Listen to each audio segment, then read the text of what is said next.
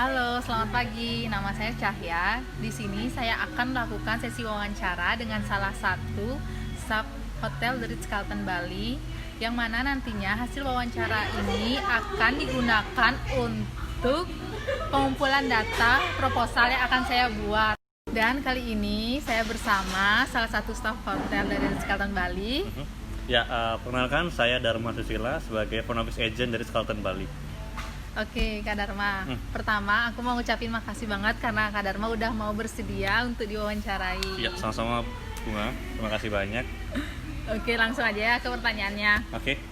Yang pertama itu, etika dalam melayani tamu itu sepemahamannya Kak Dharma tuh kayak gimana?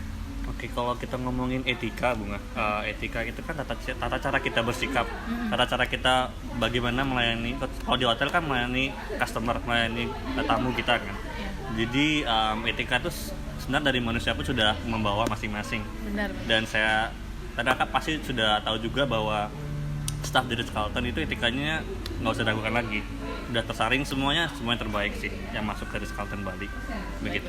Aku juga setuju dengan yang Kak Dharma bilang karena aku udah lihat langsung gimana betul. etika dari staf-staf The Ritz-Carlton Bali. Iya. Oke Kak, kita lanjut ke pertanyaan yang kedua ya. Iya. Jadi The Ritz-Carlton itu sendiri apakah ada standar beretika ketika melayani tamu itu? Oke, ada Bunga. Jadi kita tuh diberikan konsep dari Ritz-Carlton sendiri. Itu ada gold standar namanya. Terdiri dari 5 bagian. Yang pertama itu credo, yang kedua itu ada motto, yang ketiga itu ada service value, lalu kita ada employee promise, dan juga 3 step of service. Begitu. Berarti itu semua stafnya itu diajarin ya? Iya, jadi dari pelatihan ya? Betul, dari kita baru masuk itu kita ada pelatihan kurang lebih seminggu. Lalu setelah itu untuk menghafalkan itu, memahami konsep itu, baru kita bisa mulai kerja. Oke, aku tadi dengar dan tertarik untuk nanyain tentang 3 step of service itu kayak gimana sih Kak? Bagus. Jadi 3 step of service itu Bunga, itu terdiri dari 3 kan, dari namanya udah 3. Yang pertama itu kita warm greeting and use the guest name, itu sih kalimatnya. Jadi kita dari kita customer datang atau tamu datang, kita harus tahu nama dia. Tanpa dia menyebutkan nama, kita harus tahu seperti itu. Gimana caranya? Itu ada dari Ritz-Carlton juga kan. Lalu kita ada anticipation of each guest needs. Jadi kita tahu dan harus memahami apa sih keinginan tamu, apa sih keinginan dia stay di hotel kita. Kita harus tahu. Dari yang terakhir ada juga itu phone farewell and use the guest name. Jadi sama dari awal kita pakai nama customer, selama menginap juga dia pakai namanya dia, dan ketiga pun dari dia mau pergi mau check out pun kita harus tetap ingat nama tamu itu gitu loh. Jadi dengan mengingat nama tamu itu sangat membuat customer dan juga dari kita merasa lebih dekat gitu kan, nggak ada jarak lagi gitu. Apa pernah nggak sih ada tamu yang memberikan keluhan karena ketika kakak melayani itu kurang maksimal, maksudnya dalam artian dia itu nggak ngerti, jadinya ada suatu miskomunikasi atau misinformasi kayak gitu? Oke. Kalau kejadian ini banyak sih, Bunga, sering terjadi. Cuma kakak selalu berusaha mencegahnya sebelum customer itu komplain. Kenapa? Misalkan kakak check-in tamu Jepang misalkan ya, dan kakak kurang bisa tamu Jepang. Kakak berusaha handle dia sebisa mungkin. Apa yang pokok utama saat check-in kakak utamakan ke customer, tamunya ngerti, dan misalkan kamar udah ready, silahkan masuk dulu. Setelah itu kakak pasti calling untuk Japanese speakernya untuk atasi tamunya di kamar, mau make sure semua itu aman. Jadi kita harus komunikasi dengan tim kakak yang emang khusus buat handle tamu Jepang. Ntar dialah yang menjadikan apa yang kurang dari kakak, dia yang harus atasi tamunya.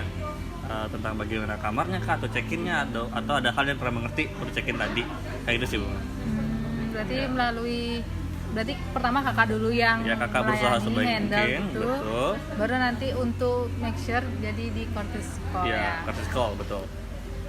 Pertanyaan selanjutnya di sini aku mau nanya, apakah kemampuan bahasa asing itu dapat memengaruhi etika dalam melayani tamu? Ya, sangat mempengaruhi sih Bunga. Jadi terutamanya sih kalau emang mau masuk ke dunia pariwisata nih, contohnya di FO, bahasa itu memang penting banget. Terutama bahasa Inggris lah ya, itu emang harus wajib. Kalau bisa sih bahasa lain lagi. Misalkan kalau emang market hotel itu kebanyakan Cina, kalau bisa ya pelajari bahasa Cina, Mandarin maksudnya. Dan misalkan kalau ada tamu marketnya Jepang juga, at least kita bisa sedikit-sedikit nggak apa-apa gitu loh. Dan artian kita berusaha menghandle customer sebaik mungkin gitu kan. Kita harus, misalkan kita nggak bisa lancar mungkin, tapi pokok-pokok utama yang emang kita bisa bantu untuk customer atau ya pertanyaan yang sering kita tanyakan, kita tahu sejepangnya bahasa Mandarinnya gitu loh. Jadi selain bermudah kita melayani customer, dan juga tahu customer juga lebih enak kan, kayak gitu. Berarti memang untuk memahami bahasa asing itu sangat wajib ketika sih. kita berhubungan dengan dunia pariwisata. Betul. Oke Kak, lanjut ke pertanyaan berikutnya. Jadi kan karena kakak udah lama bekerja nih di industri kayak gini, kakak pernah nggak sih ngalamin ketika kakak lagi bad feeling gitu, ketika melayani tamu tuh merasa kurang maksimal nggak, dan apakah itu akan memengaruhi dalam memberikan pelayanan? Oke. Pasti pernah ya, sebagai manusia bunga, kita lagi up and down gitu kan. Misalkan kita lagi on mood, kita bagus layaninya, dan misalkan kita lagi nggak bagus, mood yang nggak baik, kita agak kurang gitu kan, pasti aja. Tapi kita sih berusaha, kita diajarkan kalau misalkan kamu udah masuk ke hotel, masuk ke Ritz-Carlton, kamu through the doors-nya itu, kamu semua taruh masalahmu itu di locker. Kamu taruh di locker, kamu kunci sana, kamu dengan seragam baru, kamu harus dengan semangat yang baru kayak gitu. Tapi pasti pernah aja sih, ada matan kakak abis kemarin, misalkan kalau lagi handle customer lagi rame misalkan, mungkin nggak maksimal banget, tapi kalau misalkan lagi sepi, pasti kita harus berusaha semaksimal mungkin kayak gitu sih. Negara-negara dari mana aja tamu itu banyak datang Kak ke Ritz-Carlton to stay? Oke, ini tergantung musim sih bunga. Mostly pasti Cina, kemarin banyak.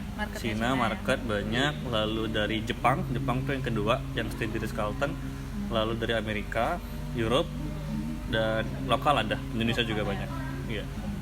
Oke Kak, lanjut ke pertanyaan berikutnya. Tadi kan kita berbicara tentang tamu yang datang dari berbagai negara nih.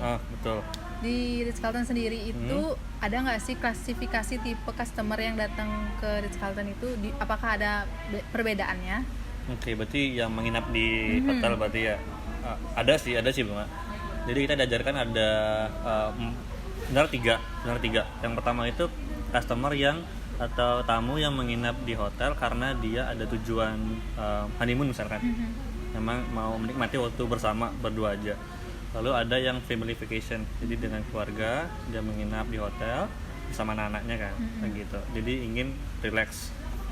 Dan juga ada tipe customer yang dia itu menginap di hotel untuk bisnis atau meeting, itu ada. Dan yang terakhir yang tambahan sih, karena Ritz-Carlton ini kan brand dari Marriott. Nah itu ada membership program. Nah ini juga ada beberapa customer yang dia memang tujuannya berlibur, tapi ada poin plusnya dia member. Kita ada tipe pelayanan yang beda sih, bukan sih beda, dalam artinya kita menghargai yang member juga, kita juga tetap menghargai juga yang memang bukan member kayak gitu. Kita tetap berusaha apa yang terbaik dengan gold standar itu, tapi kita yang member tuh ada kelebihannya, seperti itu sih bunga. Oke Kak, jadi masalah untuk kan kalau tamunya nih abis nginep, pastinya dia itu bakalan ngasih feedback di entah itu guest comment atau TripAdvisor. Pernah nggak sih tamu itu ngasih feedback tentang etika dari staff Ritz-Carlton itu sendiri? Pasti banyak sih bunga, terutama yang good feedback pasti banyak, karena apalagi kalau sudah kita namanya di-mention sama customer, itu pasti poin plus buat staff tersebut kan. Tapi ada juga kok misalkan staff kita yang ter-mention karena etikanya kurang baik. Tentu juga mungkin karena itu tergantung perspektif customer kan, dia merasa gimana waktu dia stay misalkan gitu. Ataupun misalkan kalau emang dia tujuannya stay menginap di hotel untuk honeymoon misalkan, tapi nggak ada yang tahu gitu, kita kurang sigap, kita kurang antisipasi apa yang dia inginkan, pasti sih akan di feedback kurang. Kenapa feedback buruk sih, tapi pernah ada juga. Mungkin ini akan jadi pertanyaan terakhir ya Kak.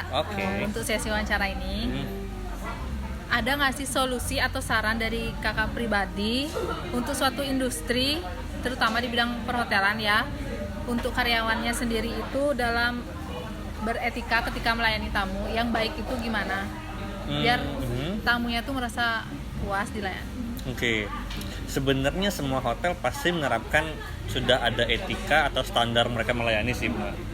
Tergantung sekarang ke staffnya itu sendiri. Apakah dia memang jiwanya di bidang hospitality? Iya. Dia pasti melayani customer tuh tanpa pamrih. Secara natural. Natural pasti kan. Kalau misalkan tapi dia jiwanya belum penuh di sana, mungkin kurang maksimal kayak gitu sih Bunga. Jadi kalau sarannya kakak sih, kalau memang jiwamu atau passionmu emang ke hotel, go ahead gitu ya.